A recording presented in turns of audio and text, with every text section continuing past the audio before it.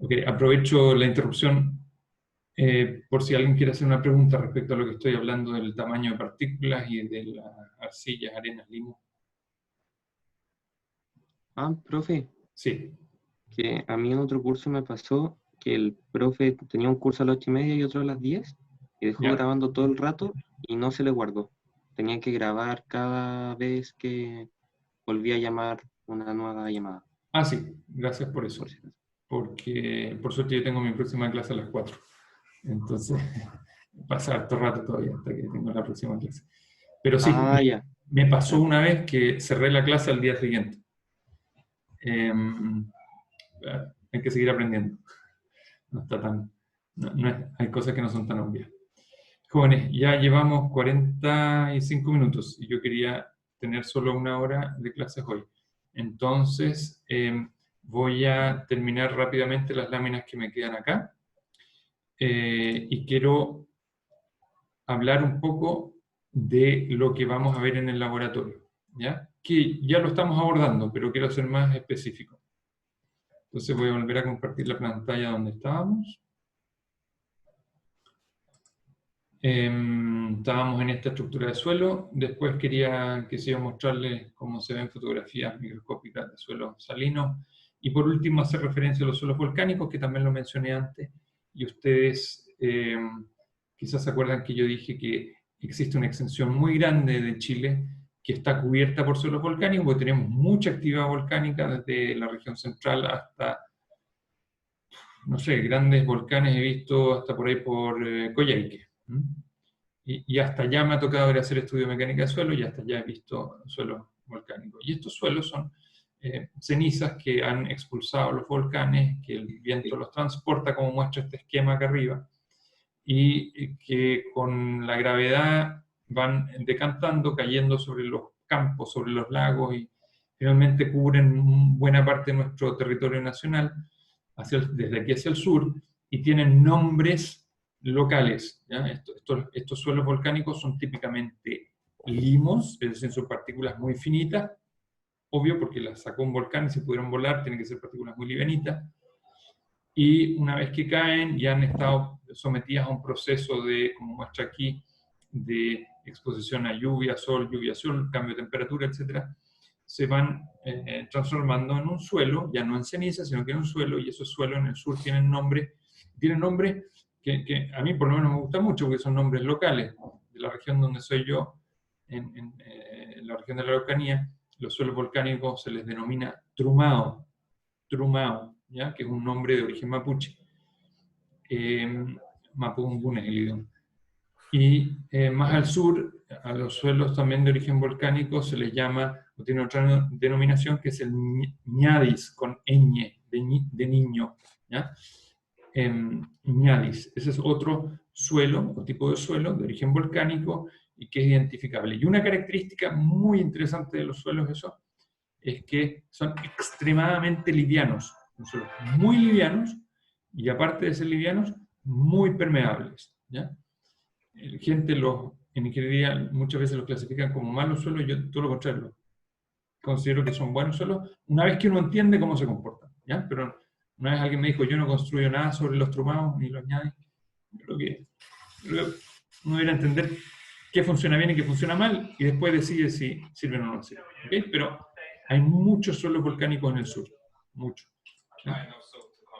Voy a hacer aquí una... perdón, estoy un poquito perdido con lo que quería hacer. Necesito... Ya, voy a pasar a la próxima. Acá está. Necesito silenciar a todos. Ya. Voy a pasar a la tercera, yo le llamo tercera presentación, pero que ya nos vamos a meter al tema del laboratorio. Voy a compartir con ustedes esta nueva pantalla. Bueno, entonces, en base a lo que hemos conversado ahora, de formación de suelo, su mineralogía y su tamaño, tenemos que ser capaces de clasificar los suelos. ¿Ok? Y el primer laboratorio trata justamente de esto, de una clasificación. Y la clasificación de suelo es por tipo de suelo, ¿ya? Y esta es una experiencia extremadamente manual y física. Y por eso lamento tanto que no podamos estar en el laboratorio. A mí me hubiera gustado que hoy día jueves, que era clase de cátedra, hubiéramos ido al laboratorio a tocar los suelos, porque la clasificación se hace observando y tocando. Y en algunos casos, usando también el olfato. ¿Ya? ¿Cuándo? Cuando hay suelos orgánicos. El olfato me ayuda a identificar. Entonces, la clasificación de suelo, nos apoyamos para clasificarlo en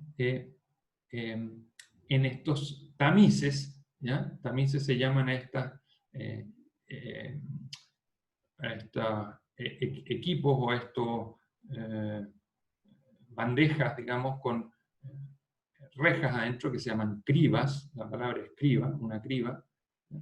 Que si yo, aquí hay varias puestas una encima del otro, pero fíjense que cada una tiene un número distinto, ese número está asociado al tamaño de la apertura de la criba.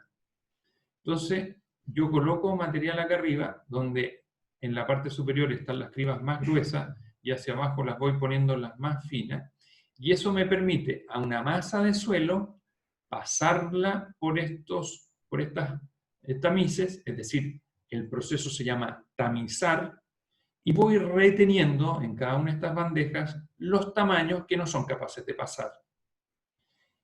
Y en resumen, muy resumido, aquí está el listado de tamices por tamaño, ¿ya? In significa pulgada y el gato significa solo que hago referencia a una malla, es decir, a la apertura de una malla. Aquí están las aperturas, desde 76 milímetros para 3 pulgadas, eso es, por ejemplo, el ancho de un mouse, hasta, fíjense, la malla 200, que es la malla más finita, que todo aquello que pasa por debajo de esa malla, es decir, que la malla no es capaz de retener, son los suelos finos, es decir, limo y arcilla. Por lo tanto, lo que retengo con todas estas mallas son las arenas y las gravas. Y las separo a su vez por tamaño. ¿Para qué? Para finalmente poder ver su distribución entre media, gruesa y fina, y me voy a adelantar, y poder generar un gráfico como esto. Es decir, poder tener la subdivisión de tamaños de una masa de suelo según porcentaje, que es lo que se indica en el eje Y. Y esa es la primera clasificación que hacemos, y es una clasificación por tamaño, ¿ok? Apoyado en las cribas, es decir, en un proceso de cribado, que es como el arneado del suelo, ¿ya? Y yo lo que busco a través de este gráfico es empezar a obtener es decir, déjenme decirlo, pero en el buen sentido, estoy empezando a discriminar. Esto me va a permitir discriminar mi suelo. Es decir, cuánto de lo que tengo era grueso y cuánto es fino. ¿Por qué? Porque si tengo mucho fino, yo sé que son suelos, voy a adelantarme a la materia, de poca resistencia, de alta compresibilidad y de poca permeabilidad. Si tengo poco fino, todo lo contrario, voy a tener suelos de mejor resistencia, poca compresibilidad y alta permeabilidad. Entonces, este es el primer ensayo, es la primera clasificación que me da un indicador inicial de qué calidad de suelo me estoy encontrando, en forma bastante preliminar, digamos, porque es la primera, es solo por tamaño, no he mezclado aquí mineralogía. Pero muy personalmente digo esto, es teniendo esta primera clasificación, para mí es el punto de partida más sólido para saber con qué me estoy enfrentando. ¿Okay? Podrá ser un ensayo muy simple, pero insisto, después de mis 18 años de experiencia laboral, tener este dato, y van a ver que tienen un año más de cursos de laboratorio y de mecánica de suelo y todo lo que quieran, pero este para mí es un ensayo esencial para saber con qué me estoy enfrentando. ¿Ok? Estamos casi en la hora. Esto está explicado en la guía de laboratorio, en detalle. Esto está explicado en las secciones que les voy a mostrar de los siguientes libros, y está bien, y se pueden apoyar en las láminas que yo subo a curso. Con gusto puedo volver a explicarlo nuevamente, pero necesitaba que escucharan esta primera introducción antes de llegar al laboratorio. Y voy a hacer una aclaración más. Los laboratorios son un apoyo para todo aquello que yo me doy cuenta primero visualmente. Es decir, en los laboratorios yo voy a ir a confirmar un montón de cosas que yo como profesional de esta área tengo que ser capaz de interiorizarme, de hacerme una idea por inspecciones visuales en terreno. Por ejemplo, cuando yo voy a terreno y hago esto, denme por favor 5 minutos más, lo necesito. Necesito pasar a compartirles un PDF. ¿Dónde está?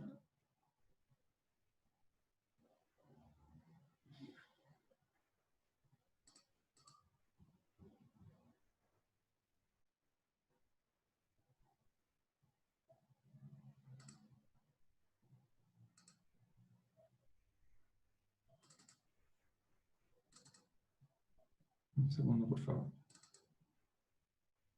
Anexo, calidad y sondaje. Esto lo voy a volver a ver en la próxima clase entero, pero ahora les voy a mostrar una foto. ¿Por qué? Porque no los puedo llevar a terreno.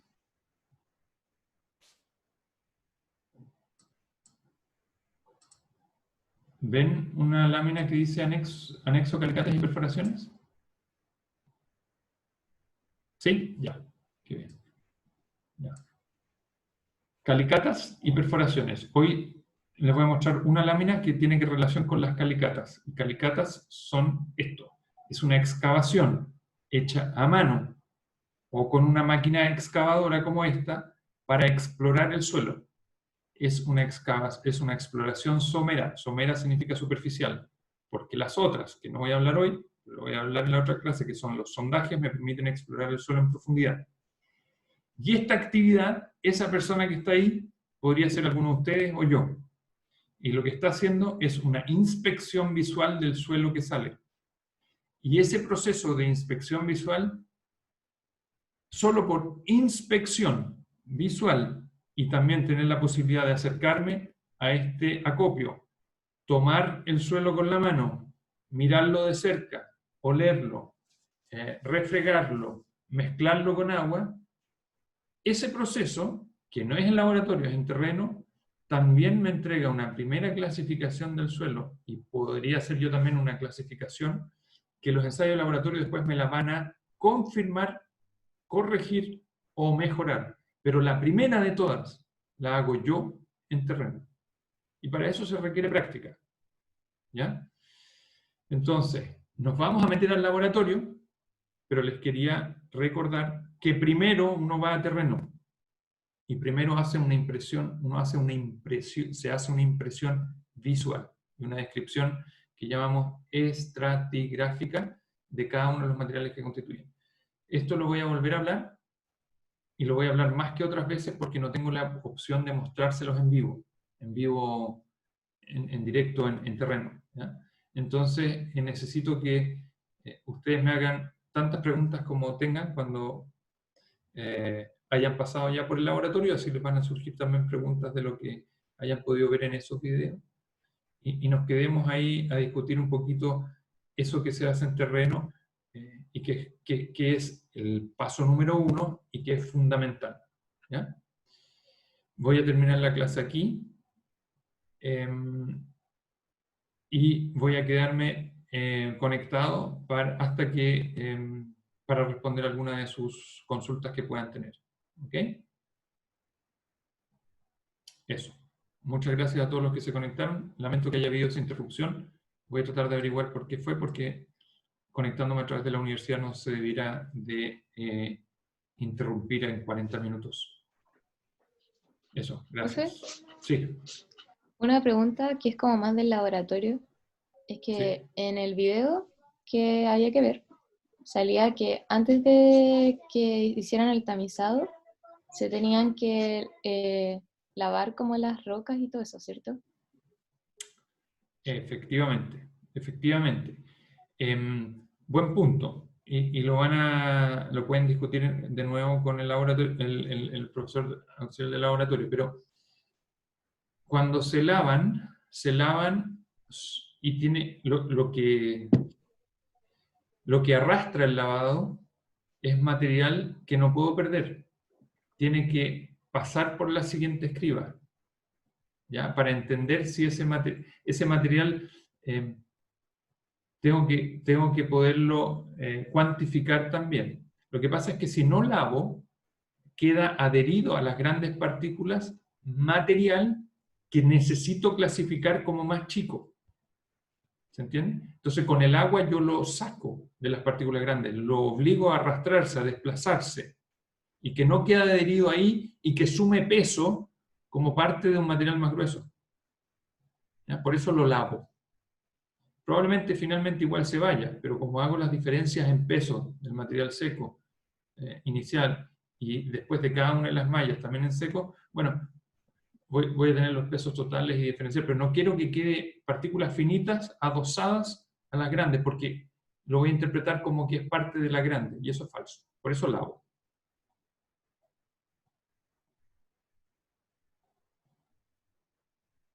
¿Alguna otra consulta?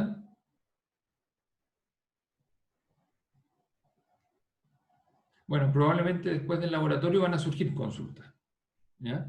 Y yo voy a volver a explicar este proceso de descripción de suelo, que es la materia que estamos comenzando a ver, eh, tanto por el proceso de laboratorio, pero qué se espera también que yo haga en terreno, ¿ya? ¿Cuál es la descripción que yo hago en terreno? Que es muy, muy, muy, muy importante, y que las pruebas de laboratorio posteriormente me van confirmando lo que yo hice en terreno. Cuando tengo poca experiencia, muchas veces el laboratorio hace que yo tenga que corregir mucho lo que hice en terreno. Pero ya cuando tengo mucha experiencia, es muy probable que el laboratorio complemente algunas cosas adicionales a mi descripción. ¿Ya? ¿Profe? Sí, Y es que supongo que, por ejemplo, en terreno igual no hay solamente un tipo de suelos, como que igual pueden haber como suelos combinados, ¿o no? correcto, correcto. Y eso es la diferencia entre ir al laboratorio y ir al terreno. En el laboratorio, aunque estuvieras físicamente en el laboratorio, te van a mostrar arena, te van a mostrar limo, te van a mostrar arcilla, todo separado. Cuando vayas a un terreno vas a ver todo junto. Entonces la Pero descripción es más compleja. sí, pero por ejemplo es que supongo que, no sé, en suelos finos se procede como de cierta forma y en los gruesos de otra, por el Tal comportamiento cual, distinto que tienen. tal cual. Entonces, igual, ¿cómo se hace como si hay suelos como juntos, no sé, suelos finos y suelos gruesos en el mismo terreno? Claro. Lo más común es que tú tengas suelos mezclados, salvo que estés cerca de la costa donde hay solo suelos más finos, o arenas y suelos finos. Pero cuando estás, por ejemplo, acá en Santiago, esta grava que se llama la grava de Santiago también tiene un porcentaje chiquitito de fino. Lo que pasa es que tú cuando haces estas distribuciones granométricas eres capaz de diferenciar y cuánto es grueso y cuánto es fino. Entonces, separas la fracción gruesa de la fracción fina y ensayas según tus necesidades la gruesa aparte de la fina, para lo que tú estés buscando. Pero cuando vamos a ver, por ejemplo, perdona que avance un poco la materia, cuando vamos a ir a ver resistencia, que es parte de otro grupo, de otro curso, o vamos a ver compresibilidad, a lo mejor ahí no tienes que separar el suelo, porque tú lo quieres analizar en su condición conjunta, porque así es como va a estar presente en la naturaleza o en tu proyecto. Probablemente lo separes para algunos ensayos, porque para clasificar los finos no caben las partículas grandes dentro de los pocillos y dentro de los aparatos para clasificar los finos. Pero una vez que clasificaste ese aspecto del fino, ok, para ver la parte macro, es decir, para ver la resistencia solo lo tienes que analizar en su conjunto, ahí no lo puedes separar. ¿Ya? Entonces, no sé si con eso te enredé más la respuesta o no, pero No, sí, está sí, bien, sí, entendí. lo puedes separar para cosas específicas. Ya, gracias.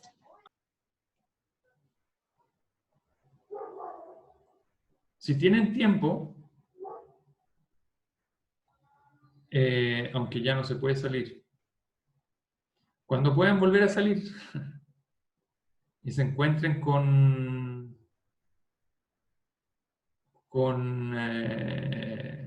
y nadie los vea, con las plantas que están afuera del edificio de la casa donde viven, lleven una palita y empiecen a hacer un hoyo. Van a ver que hay como 30 centímetros de suelo vegetal, y eso se huele, ¿no? Porque tiene olor a suelo orgánico. Y después van a encontrar otra cosa. Tómenlo y traten de ver, con lo que vimos hoy, qué tipo de partículas son. ¿Ya? La próxima clase me gustaría que alguien comente eso. Y tratemos de aclararlo. Sáquenle un par de fotos. Si quieren, hagan un pequeño video. Cuando lo tengan en la mano, agréguenle agua y vean qué pasa. Y después lo comentamos. ¿Ya?